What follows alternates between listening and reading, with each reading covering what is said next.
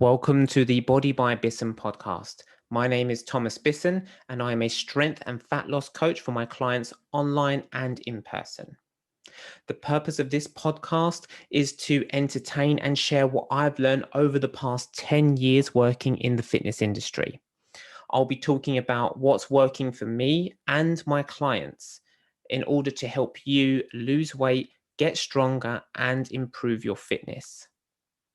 I'll also be addressing some of the biggest mistakes I see people make and share some of the personal failures I've had through my history. I will do my best to keep the language clean and stay on topic, but this is an industry and an area that I'm very passionate about.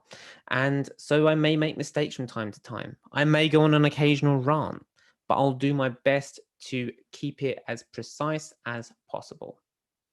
My promise is to provide you with what I believe to be the best and most relevant information to my knowledge at this moment in time. In the future, my thoughts and opinions may change and evolve. And should that happen, I'll be very clear as to what that has changed to, why it has changed, and I will leave references to the resources that have changed my mind so you can do your own research and learn further yourself. Today is episode 2, and we'll be discussing mistakes to avoid when doing long distance running. So, if you are preparing for a marathon, for an ultra marathon, half marathon, anything you deem to be a long distance race, this is for you. These are the mistakes I've seen people make, and a way for you to develop an even better training plan that's going to prevent injury and maybe even help you get your fastest time yet. At the end of this podcast, I'm going to give you some of my personal experience top 5 tips. Um, these are what I've learned from actually doing the races myself, being in the trenches, as it were. And some of these lessons have been hard learned. Let me just be very clear. I made plenty of mistakes, and I'm sure I can share some stories with you at the end. But I first wanted to address what is the most common belief around training for a long distance event. What tends to happen when someone gets into a marathon or an ultra or a long distance event, they become very excited and they start doing research and they'll see a very particular theme arise. And that is you need to get miles into your legs. You need to start building up some resistance, get comfortable with the idea of running to be able to run more. Makes complete sense. And the idea that when you're doing your lots of running, you need to make sure you're getting plenty of stretching in because those muscles tend to get tight. We see it all the time with running injuries. People also are telling you don't just go out for a run. They also say you want to mix it up. You want to do short runs, long runs, fast runs, interval runs, all different types of running. And that's the most common type of plan that people tend to put together. And you'll see it, everything from what the London Virgin Marathon training plan will put forward, and they'll help ease you into it, gradually increasing those miles. If you've got that training plan, then that's great. You're one step ahead of some of the other people that I've seen. What some people do, they get very excited about running a marathon and they head out straight away and they try and run the furthest distance they possibly can just to sort of, it's pure on pure adrenaline, I'm pretty sure. I mean, I've done it before. I've gotten into a race and I've been very excited about it. I'm like, yeah, I just want to see what I can do and really push myself, push my limits. And, whether that's running 2K or 5K or doing your first 10K on your first outing, it's something that can very quickly become a problem. And I'm going to go into that in a minute. The logic, like I said, behind it is you want to do more of what you want to get better at. So you want to get better at running, run more. Very, very simple. And it's very similar to a lot of different areas in your life. For example, if you were learning a musical instrument, if you were learning how to play the guitar, the only way you're going to get better at playing the guitar is by putting some time and effort into it and actually learning how to play and spending real time practicing songs, practicing chords, and getting a general gist of how it all works. The more time you put into it, the better you're going to be. And another example would also be when you first started, when you did your first job. I'm sure when you walked in on your first day, you had to get an idea of the lay of the land, get familiar with your job and all the ways that you had to do it in the most efficient way possible. And I'm sure the effort that it required of you at the beginning is nowhere near how easy you find those tasks to do now. You probably do it in your sleep. I would at least hope so if you've been doing it for like 10 years. But that's the sort of thing that we're looking at. The more time you put into something, the better you're likely to get. The problem with this way of thinking, though, especially when it comes to running, is that you end up doing a lot of stuff without intention, without thinking about what each thing that you do, what each run actually means. And what that can lead to is you doing what is known as junk miles.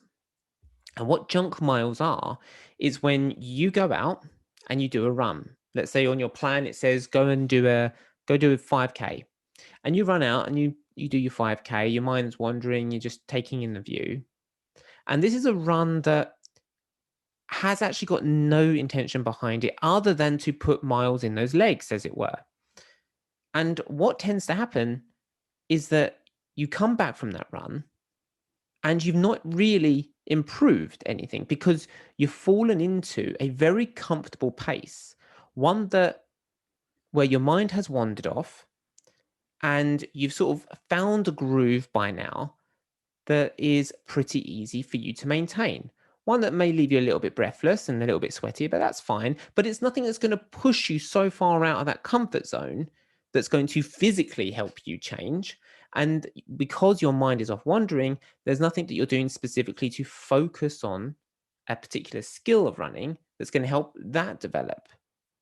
But what it does do is that by looking at that and actually just racking up these miles, it puts you into a bit of a dip. So if your baseline is here and you are looking at, this is you at recovered, this is you ready to do activity, and you go out and you're constantly doing more and more and more and more runs, more and more miles, because the more miles you do, the more your energy you're going to spend and the deeper your reserves are going to get, which means, or deeper into your reserves you're going to get, which means it takes longer to recover. But if you're running 3-4 days a week, then you're not actually getting that much recovery and you're dipping further and further into those reserves. Your muscles are getting more and more strained, more and more wear and tear as it was. So think of your joints as one example. Your joints are like the joints on your door. There's only so many opens and closes a door hinge has before it starts to give way, before it starts to get a bit creaky, before it needs some maintenance. And it's exactly the same thing for the joints in your knees, your hips, your ankles. And by just doing more and more and more, it's just opening and closing without giving it much time to recover, to repair some of the damage that will get done. Because, the way the knee works, it's like you've got the top part of the knee here, the bottom part of the knee here, and it's constantly opening and closing. And you've got tendons, ligaments going through, and you're just fraying it a little bit each time.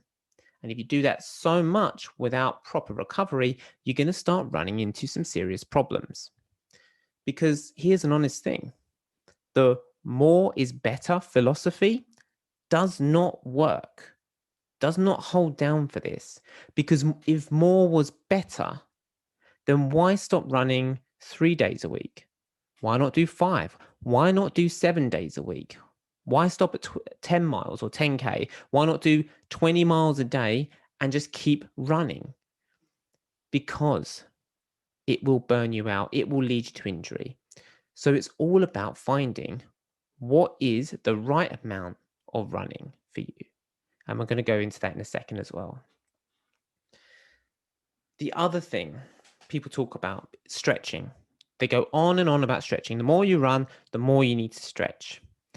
The challenge with this is that when a muscle gets tight, it's because more often than not, it's gotten weak. And when weak muscles get weak, they tighten up to protect themselves, to protect you from causing or pulling or straining it out of its comfort zone, or out of its range where you might tear it or do some damage. Now, if you're looking at doing lots of runs and then you go and do lots of stretching afterwards, or doing these stretching programs, what you're effectively doing is you're taking a muscle that is weak and has tightened up to protect itself, and you're pulling and you're stretching and you're really yanking it apart to a point where you've now got a weak muscle that has been stretched out into an even weaker position. And this is where very quickly things can snap, things can tear when you start running into other challenges. But there is a way around this, and I'm going to go into that in a second as well. And the final challenge of doing the mixed running stuff. If you don't have an intention behind your mixed runs, if you don't have a plan behind why you're doing these mixed runs and when you're doing them, what you're actually doing, you can hinder yourself. You can actually pull yourself away from the improvements and making things harder for yourself when it gets to the day. And this is called the SAID principle. And like I said as well, I'm leading into a lot of things here, actually. I'm just realizing everything I'm saying. And in a second, I will go into. But in a second, I will explain exactly what the SAID principle is if you're not too sure what it is at the moment. I want to talk to you about a better way of training. And I call it intentional running. It's not a fancy name, but the meaning is there. And whenever people ask me, like, oh, do you think I could run a marathon? Do you think I could do an ultra marathon? Do you think I could do a long distance race? I'll always say the same thing. There are only two questions you have to answer when any kind of race, any kind of event comes upon you. And that is, number one, how long will it take you? And number two, what condition will you be in at the end? They're the only two major variables, the only two things that we need to think about. How long is it going to take you? What condition are you going to be in at the end? And if this is your first long distance race that you're preparing for, don't even worry about setting world records for the moment. This is your first of many, maybe. If this is going to be your first marathon or whatever, and you're going to peace out after because you wanted the experience, great. You don't particularly need an earth-shattering time. Just getting it done to the best of what you think you can do is enough. So therefore, you just need to focus more on the condition you're going to be in at the end. And what I want you to think about when it comes to long distance is not about putting in serious power, serious speed into your runs. Because when you do that, you're creating a lot of force on the body, a lot of effort goes into the body, especially if you're not thinking about what you're doing and why. And so whenever it comes to running long distance, I urge you to think about how you can be as efficient at running as possible. How can you run long distances at speed using the least amount of energy and being as relaxed as possible? These are the real key nuggets that I'd like you to think about. And I'm going to walk you through those in a second. But yes, I want to bring it back because it's very, very important. Number one, how long is this race going to take you? Number two, what condition will you be in at the end? Because quite frankly, anybody can do a marathon. Anyone can do an ultra marathon. But it may take some people 3 hours and they'll be great at the end. Or it may take some people 3 hours and they will be absolutely broken.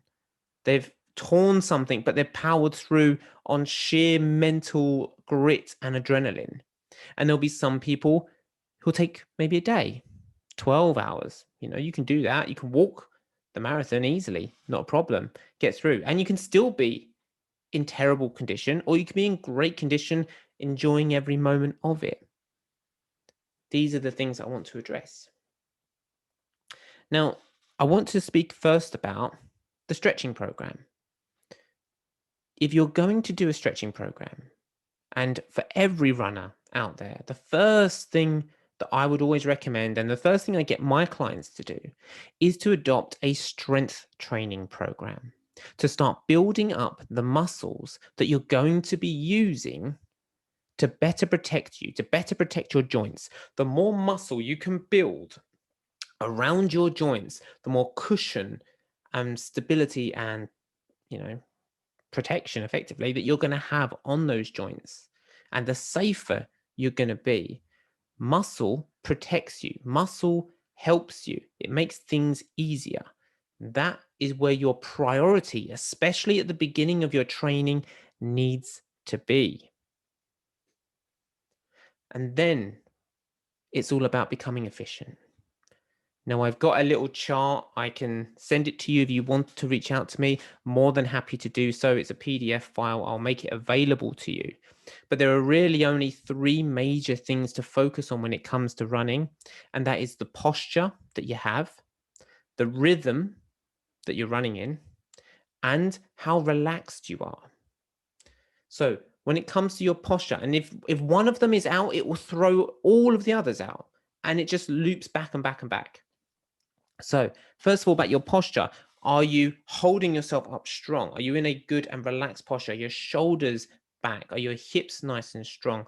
Are you moving underneath your center of gravity? Are your feet creating the right amount of distance? How is your arms doing? All of these things about posture is where you need to be thinking about. The easiest way to address this is by getting a camera out, filming yourself run. I've seen a crazy amount of runners who always look like they're in pain.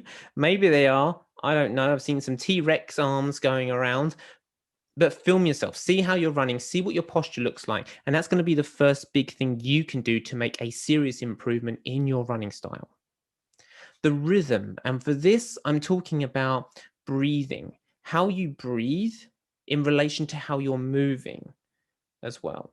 Because running is all about trying to become as efficient as possible. I've mentioned this earlier.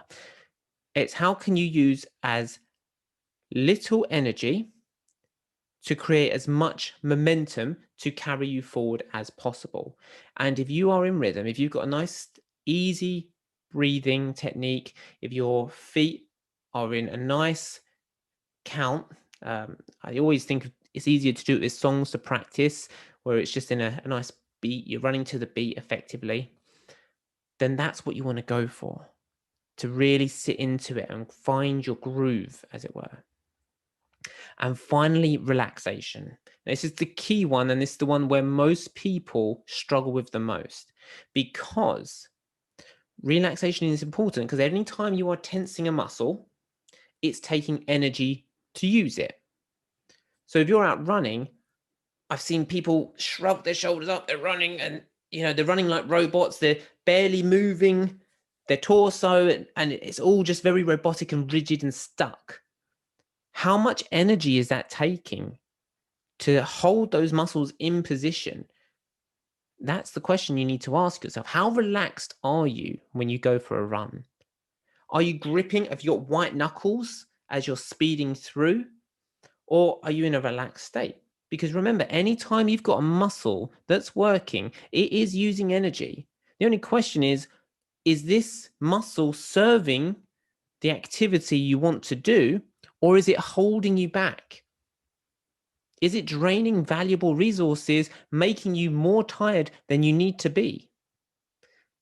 These are questions that I'd like you to think about when you're next out running. The next thing as well, spending more time recovering, less time running, and I'll explain why you can spend less time running when you do things in a very certain way. But you're only as good as your last recovery. If you wake up and you're tired and you're aching, you're sore, and you don't, there's something not quite right. We've all had those kind of days. And yet you still force yourself out to do a fast-paced run. You're just digging yourself a deeper hole. It's far better to either take the whole day off, just relax, sleep, and eat well, or do a much lower intensity style workout and go for a walk instead. These are far better options. And it's far more important to pay attention to that recovery. That recovery will make more difference than the best training.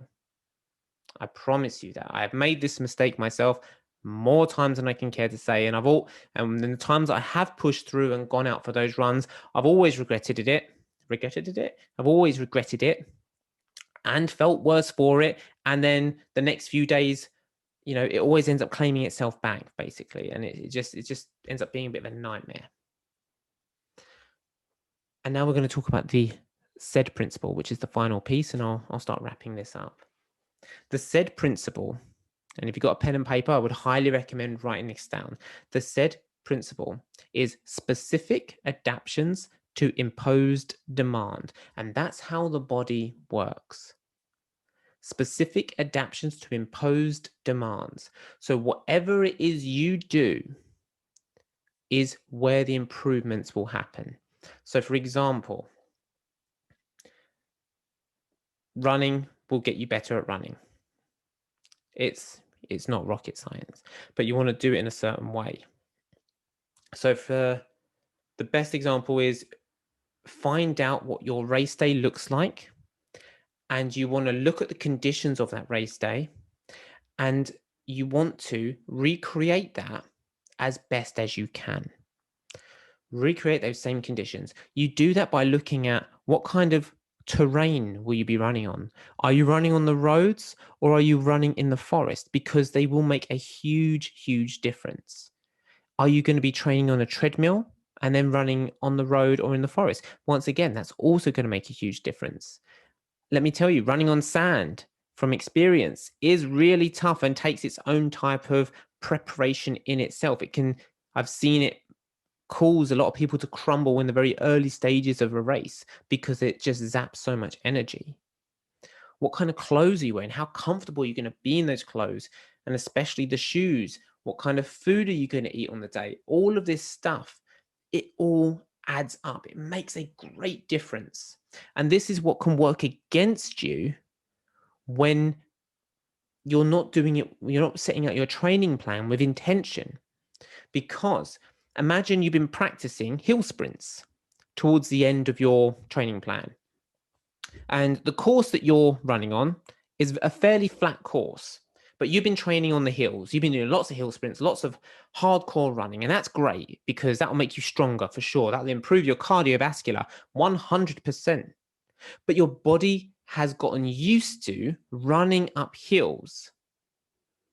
And therefore, you know how to manage your energy levels better when running up hills.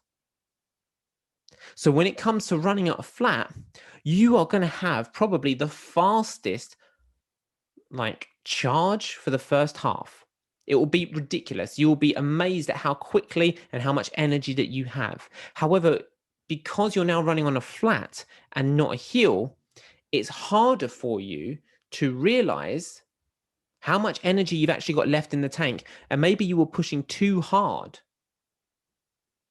It's better to get stronger at this type of stuff, to do all of your heavy hill stuff, to do all of your strength training stuff, which is going to build up the muscles and the strength in the legs, and then work on a type of terrain, type of level that is closest to what you're going to do on race day. And from that, you will learn how to apply the new strengths that you've acquired, how to use the new cardio that you've developed, and use it to help you and manage it better on a normal course. So that would be my big advice. And every time you go out for a run, write down on a piece of paper, what is your focus for this run? Are you going to focus on your breathing? Are you going to focus on making sure your shoulders stay relaxed, or your hands, or where are you feeling tension? Are you going to focus on running as fast as you can to push yourself as hard as possible? Or are you going to just spend hours on your feet? These are the questions that you need to answer and actually set an intention behind every workout that you do so you know what it is you're doing whilst you're out there. My approach with my clients and my approach with myself for training now is to In the first stages, build strength, make people very, very strong runners. This will reduce any risk of injury. This will help better prepare your body for the challenges it's going to face and will help you feel less sore. Because if your body is stronger, it's going to be better conditioned to take the constant pounding that the running is going to give you. And then once you've developed that strength, focus on using and applying that newfound strength into the skill of running and to become intentional with it. Actually start thinking, okay, how do I want to breathe? How am I holding myself? Have I got tension where there doesn't need to be any? And start planning correctly. And then start looking at what your race course it looks like and try and find places that match it as close as possible. And that is where you're going to see some real development and you're going to progress faster than you actually realize. I think the best examples to give you here are learning how to drive a car.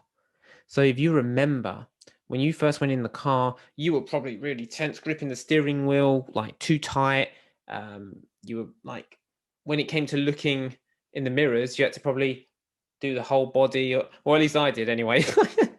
I was a terrible learner, if I'm honest. I was like looking, I was making everything so obvious because I was more worried about them thinking that I wasn't checking. So I made things super obvious. And, just the whole mechanics of learning how to, the clutch, the accelerator, the brake, making it all work, everything took time. But with intention of thinking about listening. So I would get into the car and I would listen to the engine, which would tell me when to change gear instead of driving at like in second gear, 6,000 revs. And the instructor's like, oh, you're going to change that gear. So it's bringing that intention. So it's like my intention in that car in that moment was, listen to the car, listen to the engine. What is it telling me to do? Is it telling me to change gear? That helped me improve that little segment until it got to the point where it all just became automatic. It felt easy. And then at that point, once the foundations, which is your strength, when it came to learning the skills and the conditions of what an actual road is going to feel like, no time spent in a car park driving around will prepare you for driving on the roads. The only way to get great at driving on a motorway is to drive on the motorway and to experience that fast-paced movements, being very assertive when you're moving or changing lane, making sure everyone's aware of what's going on. Same thing for roundabouts. It's these different skills. You cannot learn them without doing them. And this is very much like on race day, running on a treadmill was only going to get you so far, or running in the streets like the peace and quiet is only going to do so good. So for some people, I would always recommend getting in as many races as possible, even if it's just to experience what it's like on the start line. Because when you're on that start line, you're surrounded by other people and their energy is up and you can feel this sort of like nervous excitement energy. And it's very easy to get caught up in that. And for you just to shoot off and put more energy, more effort into it than you actually anticipated in doing. And that can make things very, very tough to recover from later in your distance runs. Because remember, we're going for efficiency, not for force and power. It's better to go a slower pace, but be more consistent. You will overtake more people than you realize who just blast off at the first gates. Trust me on this. Anyone who shoots off in the first bit, you're going to see most of them in the later miles and they are going to be struggling. So take your time, get familiar with what it's going to be like at a race start line, the crowds of people, how people are working, how people are feeling, and just focusing on your own task, bringing yourself into that. These are the key things I would recommend. The reason why I believe this way, this intentional style of running, where you focus first on building strength in your muscles, building up a good cardiovascular system, and then trying to look at what your race day is going to look like and getting everything to be as close to the conditions of that as possible, I think it's the most efficient way forward, because you are practicing at the thing that you're going to do as close to as you can, which is going to help you get better. And I mean everything: the clothes that you're wearing, the food that you're going to eat, the music you're going to listen to, or if you're not going to listen to music, if you're going to, being around that race start line, knowing what it's like to run with a crowd is a huge, huge difference. Knowing how to bring yourself in and not get distracted. Learning these skills are very, very important. It's more effective because you're going to be doing these things on the actual event. You're going to be doing these things on the actual day. So it helps better prepare you for what you're about to do. And it's safer because when you are intentional about what you're doing, whether that's having more recovery or building up stronger muscles, everything around that, it's all about making it so you are in your strongest shape, you are the best conditioned for the task you're about to do, which is going to help you going forward.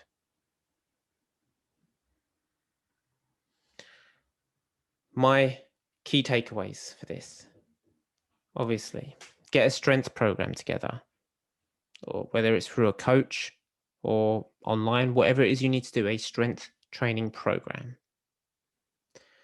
Get as much practice in the conditions as close to the actual event as possible. And to think about efficiency over power and speed. If you can become efficient, speed and power, you don't have to worry about. You'll have the speed and you'll have more energy to commit to moving instead of forcing. Now, that's my personal belief. This is how I've trained my clients to do running events, long distance. I've trained people to do half marathons, ultras, full marathons, and have done it myself. And when you are, well, the better you get at it, the less time you can actually spend doing the training. But that comes down to your experience with it as well. In terms of the top tips I've got for you, well, let me tell you. The first one, any long run that you're going on, and I'm talking 8 miles or more, just to be safe, 8 miles or more, before you go out on this run, do the double dump. And that is as beautiful as it sounds. You want to go to the toilet, do your number twos, get off, move around, and then go back and try and do it again. I cannot tell you the amount of times I have gone to the bathroom before, I've gone out for my runs and been in some serious questionable moments where I've had to pull over in the forest and lighten the load, as it were, do a slight purge, if you will. So yes, I would recommend the double dump. Number 2, I would always say, when in doubt, Vass it out. Get some Vaseline, get some Kamui cream, and any joint, anything that you feel like there's going to be some friction, make sure you're lubed up. The last thing you want is the nipple burn or the rubbing. I mean, it's awful when it happens. Another good way to do this actually is any type of skins material. Really, really good, especially to help protect your nipples. And if you are that much more sensitive, then yes, Vaseline and stuff underneath that as well. This one is a little bit more disgusting, but I've actually been asked this question before, and it's something I had to consider myself. Decide early on. Are you willing to pee yourself during this race? Are you that committed that when you're running, you are going to just pee yourself as you're running? Or are you going to make sure you take stops and, let it flow that way? Either way is good. Doesn't matter. I've peed my pants more times than I can care to say when out running, just because at the time I was telling myself how committed I was. But even that is quite a weird experience. So, it feels weird to tell you to go out and pee yourself just to get used to the sensations of it. And most people won't do that.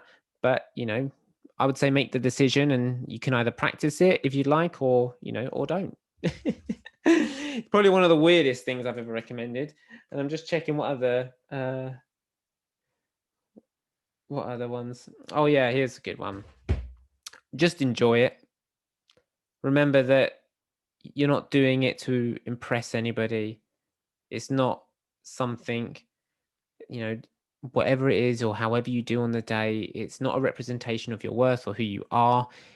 It's just a way for you to do something you enjoy, whether it's raising money for people or the cause that you believe in, whether it's to set a great example for your kids, that take that enjoyment from it and know that you are doing something special just by putting yourself out there and being a part of the race. And it's a wonderful experience, and I would always suggest taking as much as possible. So that is today's show, guys. I hope you enjoyed it. If you have any questions, comments, or queries, please leave them below and I'll be more than happy to help. If you are looking for training or a training program to help you on your next long distance race, please feel free to reach out and I will design one as specifically for you. And please also like, share, subscribe, and send this to anyone who you feel this would benefit. Have a great day, and I look forward to seeing you soon.